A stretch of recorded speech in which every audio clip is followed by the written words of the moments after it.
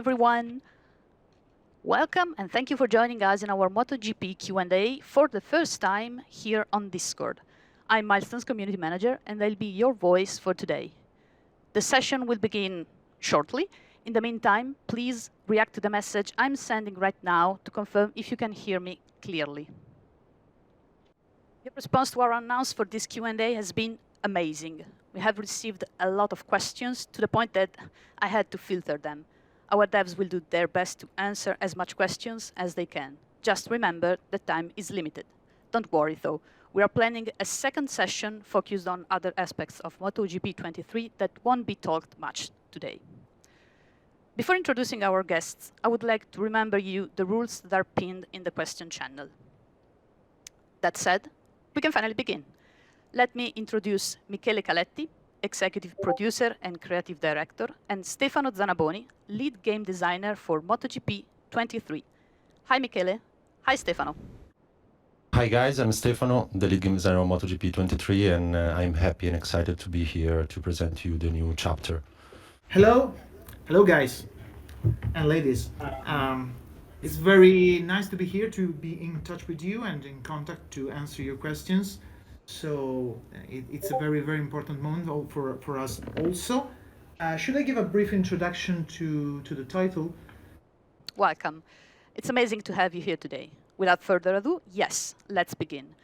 MotoGP 23, it's not only the new chapter in a long-time series, but also the 10th in a row after Milestone regained the MotoGP license. Quite an anniversary indeed. But that's not all, am I right? I get the feeling that MotoGP 23 is a new beginning for the series itself. What do you say, Michele? Yes, this series is very, very different and very important for us because there is a lot to talk about. And I'll try to cover with a brief introduction the main topics, and then we'll go deeper with the questions. First of all, the release date. Many of you were asking also with private messages on social media, where's the game, where's the announcement? And now you know, it's due to the 8th of June for a couple of reasons. The first one is that the MotoGP Championship started a little later than usual, so it was basically impossible to get the bike pictures, measurements and everything to make them for the game. And secondly, we received last year and the previous year many feedbacks about having the correct bikes in day one. So we thought, fine, let's try to go after these feedbacks and try to deliver a very consistent, complete and updated game in day one. So we chose the 8th of June for this reason. Second one, MotoGP is changing as a sport, as a show, and there are many things that have been changing for the regulation. Most notably the sprint races. So many of you are asking, and yes, there are the sprint races, but not only. The new tracks will be available in day one, like Booth and Sokol, and also the small tweaks, or small or big tweaks on all the other tracks, and we'll cover it later again. Then, one of the biggest changes for this game is the career mode. We've been thinking a lot about what to do, what not to do, what to change, and many of you were asking about the career. So basically this year the career has been completely rewritten and rethought from the grounds up, including new concepts, rivals, turning points, the debut season, and many other things we can cover later on. But rest assured, the career is the focus of the game and is very and completely different from the last edition. Then there is one other big thing that we showcased in the reveal, the flag to flag and the change weather. Again, something that many of you were requesting year after year, and we've been able to implement this year. One thing that was not very evident, because it's very hard to convey into a trailer, is accessibility. Many of you are hardcore fans, but out there are many other players that need help and support and ways to get into something that is very complex indeed, motorcycle racing. So having assists based on neural AI for riding like a pro are something that you'll be able to find in this game. And finally, The online, there's a new feature called Live GP and some ranked options to play. We can go deeper in the following minutes about this. So I think I've been covering a lot, and there's a lot to know about MotoGP. So let's get started with the questions. Great news so far, as one of our users said. I think it's fair to start with the career. Emma Box asked, what new thing you can improve of your bike in this new career mode? Yes, for sure. One of the new way to we completely redesigned the way to develop the bike depending on your status in the team or in the manufacturer.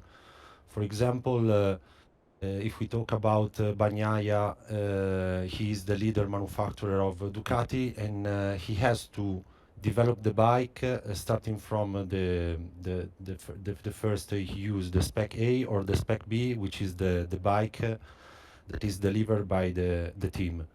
So depending on your status, you have different things to do, and you have to express to your team the area in which you want to accumulate a new development package. So the choice of the player will define which bike he uses in the remaining part of the season. And so I think that it's nice to say that we have to obviously to work on the regulations, because in MotoGP you cannot update everything you want. We stick to what's really possible to develop in terms of mechanics, but also we changed the way you get access to the new features. We've been inspired a lot by what happened in the last year to some Ducati riders. That mid-season we're given some update packages also in satellite teams, and while in MotoGP 22 you were basically slotting the research and development, moving engineers around to develop the bikes, it was something like a managerial career. This time around we've made it something that is very different. It blends to the concept of turning points, where somewhere during the year you will be presented, yes, a turning point. Do or not do, win or lose, achieve or do not achieve. So it's not anymore about moving your R&D stuff around, that it's a very, very different concept, but being presented challenges, goals, achieving and trying to overcome challenges and rivalries. So it's something that is more in the shoes or in the boots of a rider. What a real rider is presented as a challenge, and less about what is, I don't know, a team manager or an engineer. Because we wanted to focus you in the life of a rider. And Michele, you mentioned and we saw in the trailer the social media part of the career. Emma Box, him again, or her, asked about it. What kind of interactions can you do in the social media part of the career? For example, there will be a number of answers you can give to that says something about you, or you will have more freedom answering? Okay, the social media part is something that we implemented to support another concept and feature that are the rivalries. So during the season, you will build up a relationship with different riders close to you in terms of standings in the championship or action on the track. And some of them will interact with you on the social media. In order to, I don't know, trigger something like a challenge, so you can decide to give different answers and to trigger this challenge and to bring on the rivalry in one way or the other. And so it's a tool to support this kind of interaction. Again, inspired by real life, where sometimes riders interact on the socials in a way that is just meant to intimidate or challenge the others in a way that we can gamify and introduce into the game. Would you say? See, I just want to add that the relationship between the player and the rivals will have effect also during races and the session during the weekend. So, um, if you will answer to a rival in a good way, you will get your relation better with him. So he will be less aggressive with you, and the same thing is for a bad relation with rivalries. If you had a bad relation with someone in the roster, you will be more aggressive during qualifying and during races. And this, by the way, brings in the concept of being aggressive, because this time around the AIs have this feature modeled separately from the level of difficulty. There's this level of being aggressive or not. That is something that is new. So you can expect to have some riders that are more aggressive, and this trait can be exaggerated or toned down depending on your response and your actions, right? Last question about the career, so we can change the topic in a few moments. Raffaele is asking, in the start of the career, the difference between various teams are less marked. The AI team develops the bike. Well, this time in 23, the AI the career starts with the debut season. So it's a purposely built short season in Moto3, where you'll be presented gradually some of the new features and the structure of the career mode. So it's something like, I don't want to say tutorial, but it's a short introduction to the career. Then you'll move on. We're still frankly working on tweaking the teams, because we've seen only a handful of races. But we plan to represent the differences as much as possible like the real ones. And yes, I was already saying that there is new trait that defines the AI, that is the aggressiveness, that is very important to work on overtakes and during the development of the race. So it's something that we hope you'll be able to perceive and appreciate. We can change the topic and talk about sprint races. Nick Za is asking, any information about the sprint races? Yes, as Michele said before, we updated the new race format for MotoGP, and we introduced sprint races for the MotoGP class. And for all lower classes as Moto2 and Moto3, we're going to introduce the quick restart procedure. And so everything is updated as the new race format that Dorna introduced this year. Now I think the topic that all are asking about, multiplayer. Captain Bibi asked, we'll be able to see our online performance on a public profile with the number of online races carried out, the number of victories and podiums, the number of fastest laps. Michele told us that we introduce in MotoGP 23 the live GP feature, and this is the first time we have ranked races in MotoGP, and every race and every statistics of the player will be recorded in a page with the you can watch it after a race. But Live GP is much more than this, right? Because the core of the Live GP is a set of races that are basically scheduled along the week.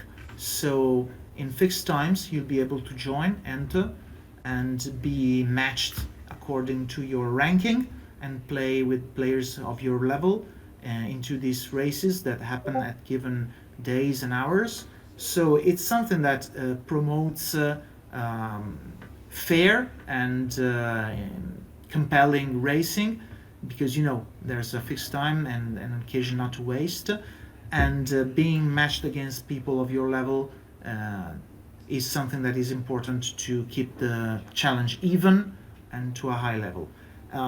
We've been a lot of experience with esports, and while this is not connected, it's something that we needed to push, because online play has been something that you've been requesting for a long time. And now sticking to the multiplayer, let's see which questions should I pick. Pixar, can you tell us more about the ranked in multiplayer? Is there some levels from 1 to 100 like in the SPK games from the past? Yes, it will be, as I said before, there will be ranked races, and with this new system, all the players will be put in the same races with people of the same rank. We had a huge leaderboard that collect all the players that participate at LiveGP, and so will be divided from the highest position to the lowest position.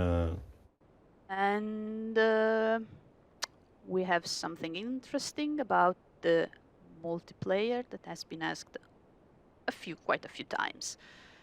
Is dynamic weather, flag to flag, also possible in multiplayer races, or is it limited to single player? No, for sure, we have implemented also in online races as we did in offline races. So the players will be able to race we have the opportunity to make flag to flag races also online. Moving on, since we mentioned dynamic weather, let's talk about dynamic weather. Jose Rodriguez asked, in the flag to flag, can you enter whenever you want with total freedom, or on the contrary, not do it and risk enduring like Austria 2021 Binder? Oh yeah. Yes, you can do the Binder style, absolutely, if you can. And what happens is that you have to start with the tires according to the actual regulations. So if it's dry, but it's pretty sure that it's going to rain, you have to start with the slicks. And if you have to start, if it's raining and if it's declared to be wet, you have to start with wet tires. But then happens to be the pit be open, so you can enter and swap the bike. You can also avoid to do it, but be warned that I've tried several times to do the Binder trick, and it's very hard. Doable, but right. And what's nice and what's been challenging is that we also had to train the AIs to be able to change the bike not in the same lap. So the AIs decide to swap a bit early, just in time, or a bit late to try to have different strategies about the flag to flag. And it's very, very nice because you see also the AI being in big trouble sometimes when they swap later and it started raining and they do massive wobbles, and you're in the same situation, say, oh no, I have to get to the box now and I'm still having half of a lap to do, and it's a nightmare. So if you stress it, you can see it really, really being working, and it's very, very nice to see, because you were right asking it. Basically, it's super nice to see and super fun to play. Just right now, Alarm asked, will be there wet race to dry or just dry to wet? No, there are both. There are both. And strategy is a bit different, but they're both. And obviously, we cannot do it in, 3-lap races. It happens only after a threshold like 5 laps, 6 laps. Depends about the race length in percentage on the circuit. But it would be impossible to do it, in 3 laps, because there's no basically time to swap the bikes. But it's very nice to see in both directions, wet to dry and dry to wet. I just want to add one important thing, that dynamic weather is for the whole weekend and not only in races. So the strategy for the race starts in the free practice, or practice 1 or 2, as Dorna called this session this year. And so the player has the opportunity to prepare the second bike for a wet condition during the free practice. and this is the bike it will be called in case of flag-to-flag races. I'll pause for a bit the dynamic weather flag-to-flag topic because, Michele, you said something about tires. You mentioned tires before. And I think a question from Zen could be very interesting because he asked about asymmetric tires. Oh yes, we're sticking to what is really happening with the tire manufacturers. So the compound changes. They've changed a little bit the allotment of the tires, and we have asymmetric compounds. As in reality, they don't have the full choice like symmetric or asymmetric in all the compounds in all the tracks. Basically, manufacturers bring tires decided for the track. For example, Sachsenring absolutely needs the asymmetrical tire because there's a long left-hander succession of corners. When other tracks there is no need and there is the symmetric tire. So basically, yes, we mimic what the tire manufacturers do. We bring the asymmetric tires where needed. Let's go back to the dynamic weather flag-to-flag. And Kevin asked, we have a flag-to-flag, of course, but are there two bikes available, for example, in free practice? Yes, it's the thing I say before. We have the opportunity to prepare the second bikes during the free practice, so the player will find the bike for the wet conditions ready in case of flag-to-flag races. And you can also save separately the bike setups, so you can load them later on, race after race, on the different bikes. So if you prepare a dry and wet setup, you can load them separately on different bikes and be ready for everything, right? Yeah. You are right. Maybe your wet bike will be softer, and if we compare the bike for dry condition would be harder. I'm talking about the setup. I think we have time for a last question about the dynamic weather flag-to-flag. How does it work? Nikki is asking, how does it work on Switch? We want to give the opportunity to play flag-to-flag races also in platform Switch, and due to technical limitations, we decided to implement it with the quicker start procedure as in lower classes, Moto 2 and Moto 3. Then I think it's time to change again topic and talking about the AI. I choose the question from Moldy. Hope to pronounce it right. Will the AI be more consistent over different tracks? In MotoGP 22, there are some tracks like Misano or Le Mans where the AI is really slow, and on other tracks like Aragon, they are extremely aggressive, all on the same AI difficulty. Well, we always try to do our best about the consistency and speed of the AI.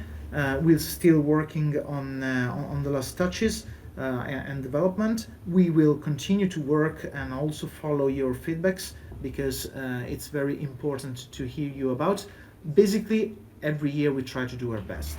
So this year, I think we have improved basically the speed, the consistency, and also added some new features like the level of aggressiveness. So I think we're every year after year trying to improve what's available. But again, we plan also to support the game after day one, to keep following your feedbacks, your ideas, and your sentiment about the game. So it's very important for us, for you to be here and communicate with us. So it's safe to say that the AI will be a challenge this year, will be very challenging. Yes, also because it reacts about your choices in the career mode. It reacts about your level of relationship with the different riders in the career mode. And there are different traits about some riders being notoriously more aggressive or less. So it's fair to say that it's going to be tough, challenging, and interesting.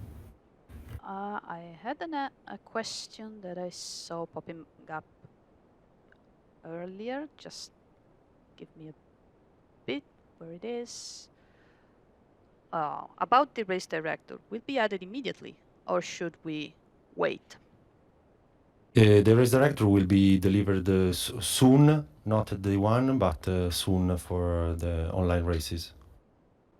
So we touched the main topics. Now it's time for some miscellaneous questions before we can say goodbye for now to our fans. Let's see.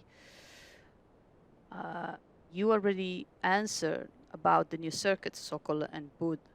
Yes, it's a big challenge because one of them is actually under construction, and they're very complex to reach, to get the measurements, to get the scans, because we do use this drone technique to get the point cloud and make the tracks. But we're doing our best and will be available in day one. So it's going to be a MotoGP game fully updated in day one with the new tracks, with the MotoGP class, and shortly after with the Moto2 and Moto3 class. That's part of our challenge and our mission, because it's one of the biggest requests from you and from all the other fans. Maybe you can tell us something, anything you want, about the physics improvements?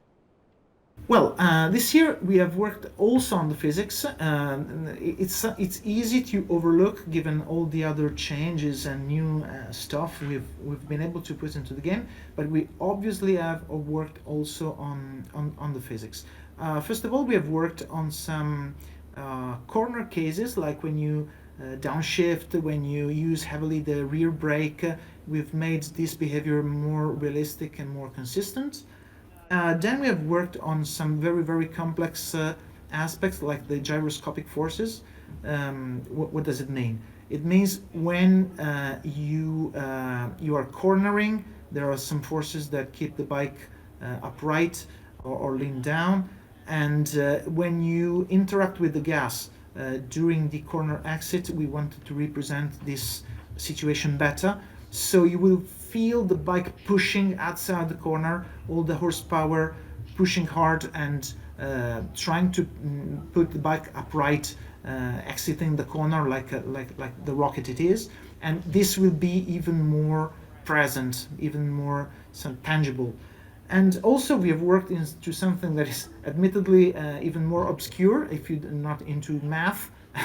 That is again something that makes the bike more intuitive. It's about the grip simulation, again the gyroscopic forces and the contact forces. It's something that you feel like you can get into some extreme situations like wobbles, some power drifts, some heavy braking, and it's more reliable. It's something you can trust more. The front end of the bike in some situations, and the rear end is more stable or unstable, but you feel like you're in control, and you can pull out something that maybe last year was very hard to see or to control. It's very hard to say in words, but when you have the joypad in your hands, it will be clearer. And for those who are a little bit intimidated about all of this physics stuff, again, I like to say about the neural AI helps, because we have this AI that is based on this cutting edge technology, and we said, what about incorporating it into the helps for the player? So you can basically have the neural AI supporting you, so blending in within your control.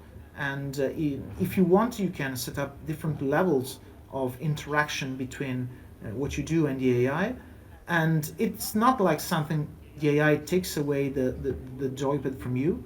It's something that it can be as subtle as you don't notice, but by something like magic you ride better, up to the level where it's notable, but you're basically doing something you would not be available. And it's better than the other helps we had the last year. Some of them were staying, some of them were removed. It's better because it's smart. So it helps newcomers to do something that would not be able to do. So it's something we're very proud to be introducing this year.